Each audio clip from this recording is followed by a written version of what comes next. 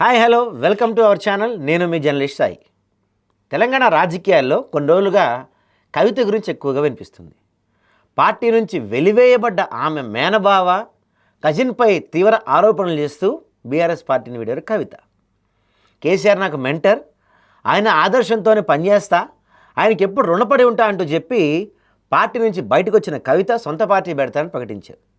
కానీ ఆ దిశగా ఎటువంటి పురోగతి అయితే సాధించలేదు. కానీ తను కలిసి నడిచిన తెలంగాణ జాగృతినే పార్టీగా అనౌన్స్ చేస్తున్న ఆమె అనుచరులు ఎదురు చూస్తూ ఉన్నారు. అయితే ఈ నేపథ్యంలో ఆమె ప్రజల్లోకి విస్తృతంగా వెళ్ళాలనే కార్యక్రమాలు చేపడుతున్నారు. జాగృతి జనం బాట అనే కార్యక్రమాన్ని కూడా ఎంచుకున్నారు. దీని ద్వారా ప్రజలను కలిసి వారి సమస్యలు తెలుసుకుంటానని ప్రకటించారు. దీనికోసం తాను కేసీఆర్ ఫోటో వాడుకోనని కూడా మరోసారి కొన్ని సెన్సేషన్ కామెంట్స్ చేశారు. ఇదిలా ఉంటే ఆమె బీసీ రిజర్వేషన్లకు మద్దతు ఇస్తున్నట్టు ప్రకటించారు. బీసీ రిజర్వేషన్ జరిగి తీరాలని, ఈ విషయంలో తాను కాంగ్రెస్తో కలిసి నడుస్తానని కూడా ఓపెన్గా చెప్పారు. మొన్న బీసీ బంద్కు కూడా మద్దతు ఇచ్చారు. ఇందులో భాగంగా ఆమె పెద్ద ఎత్తున పాల్గొన్నారు. సోషల్ మీడియాలో హైప్ కూడా పెంచుకున్నారు. సోషల్ మీడియాలో తీవ్రమైన దుమారం రేపుతున్నారు. బీసీ బంద్కు కల్వకుంట్ల కవిత ఆటో ర్యాలీ తీయబోతున్నారని, ఖైరతాబాద్ చౌరస్తాకు పెద్ద ఎత్తున ఆటోలో చేరుకుంటారని, వేలాది ఆటోలతో జనం ఊహించి ఈ విధంగా రాబోతున్నారంటూ సోషల్ మీడియాలో వార్తలు వైరల్ అయ్యాయి.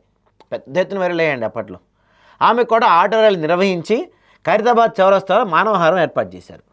తన పార్టీ తరపు నిర్వహించిన మానవహారంలో కార్యకర్తలు, ఫాలోవర్స్ పాల్గొన్నారు. ఈ కార్యక్రమాలతో కల్వకుంట్ల కవిత రాజకీయంగా తెలంగాణలో గుర్తింపు దక్కించుకోవాలని చూస్తున్నారు. ఆమె కార్యక్రమాలపై ఇప్పుడు తెలంగాణ వ్యాప్తంగా డిస్కషన్ కూడా జరుగుతుంది. ఇప్పటికే లిక్వర్ క్వీన్ అనే నింద మోస్తున్న కల్వకుంట్ల కవిత తాను పార్టీ పెడితే జనంలో ఏ మేరకు వెళ్తున్న ప్రశ్నలు బలంగానే ఉన్నాయి.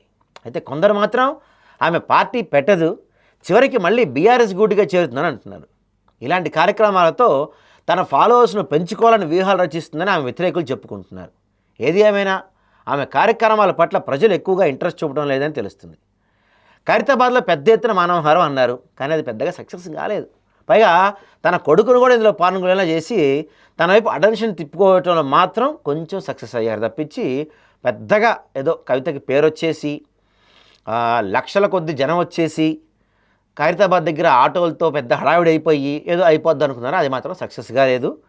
కవితని ఇంకా కేసీఆర్ బిడ్డగానే, బీఆర్ఎస్ పార్టీ మనిషిగానే చూస్తున్నారు తప్పించి కవితని పెద్దగా ఏదో ఆమె బీసీల కోసం ఏదో చేసేయబోతున్నారని, లేకపోతే కొత్త పార్టీ పెట్టి ఏదో చేసేస్తారని జనం ఇంకా నమ్మట్లేదు. పైపెచ్చు ఇంతకాలం తండ్రి చాటు బిడ్డగానే ఉన్న కవిత ఒక్కసారిగా బయటకు వచ్చినా ఆమెతో పెద్దగా కార్యకర్తలు ఎవరు రాలేదనే విషయం మనకి ఇప్పటికీ అర్థమైపోతుంది. ఎందుకంటే బీఆర్ఎస్ నుంచి కవిత బయటకు వచ్చిన తర్వాత కవితతో పాటు పెద్దగా ఒకళ్ళిద్దరు కూడా వచ్చిన పరిస్థితి కనపడలేదు. సో ఈ బీసీ నినాదం అడ్డం పెట్టుకొని రాజకీయాలు చేయొచ్చు అనుకుంటున్న కవితకి అది అంత ఈజీ కాదని ఇప్పుడిప్పుడే అర్థమవుతున్నట్టుగా కనిపిస్తుంది. ఎందుకంటే ఈ ఖైరతాబాద్ దగ్గర కవిత నిర్వహించిన మానవహారం ఓ విధంగా చెప్పాలంటే అట్టర్ ఫ్లాప్.